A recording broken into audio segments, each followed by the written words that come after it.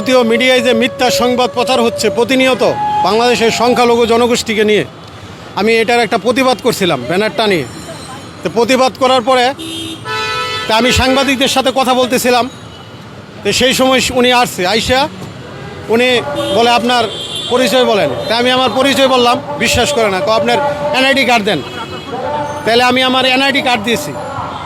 তারপরে উনি বলে আপনি শাহবাগ চলেন, এখানে এই সম্মেলন করতে পারবেন না। তারপর ব্যানার ট্যানার খুলে নিয়ে যাবে গা। তারপর কিছু ভাই আমাকে সেভ করছে, আমার উপর উনি খুব চড়া হয়েছিল।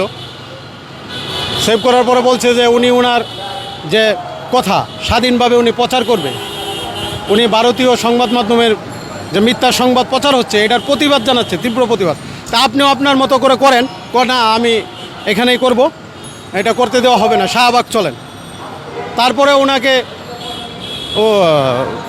উত্তেজিত জনতা ধরছে, ধরার পর ওনাকে সেনাবাহিনীর হাতে তুলে দিচ্ছে। আমার নাম হচ্ছে অঞ্জন বাবু। আমি তো একজন হিন্দু জনগোষ্ঠীর সদস্য হিসেবে এই প্রতিবাদ করতেছিলাম। সেও হিন্দু, কেন করলো উনি এটা করতে পারবে না? আসলে সত্যকে সত্য বলা, মিথ্যাকে মিথ্যা বলা, আমি এই জিনিসটাই যে আসলে তো আমাদের উপর সহিংসতা হচ্ছে না, এই জিনিসটাই আমি তুলে ধরতে চাইছি।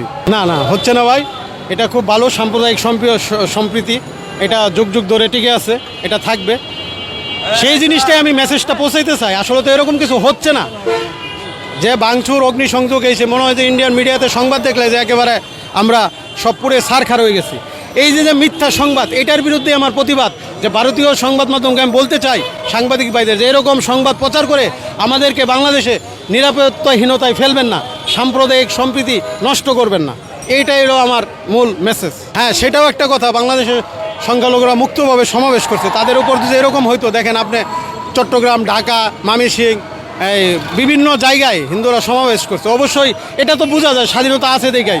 আমার তো মনে হয় না বিগত সরকারের আমলে এরকম একটা তারা সমাবেশ করতে পারতো। অবশ্যই বাংলাদেশ স্বাধীন, এখানে বাক স্বাধীনতা আছে।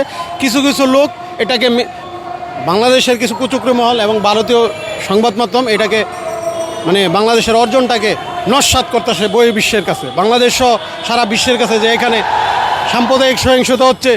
এই জিনিসটা বলে প্রচার করে বাংলাদেশকে তারা একটা মানে বাংলাদেশের যে একটা অর্জন, বিজয়, যে শত শত ছাত্র জনতা প্রাণ রক্ত দিয়ে বিজয় অর্জন করছে, এটাকে ধূলিসাৎ করে দিচ্ছে, নস্যাৎ করে দিচ্ছে। এটাই তো আমাদের কথা। এটাতে লাভ কি? আমাদের যদি ভালো চান, আমরা ভালো আছি। আচ্ছা, যে হিন্দুটা আপনাকে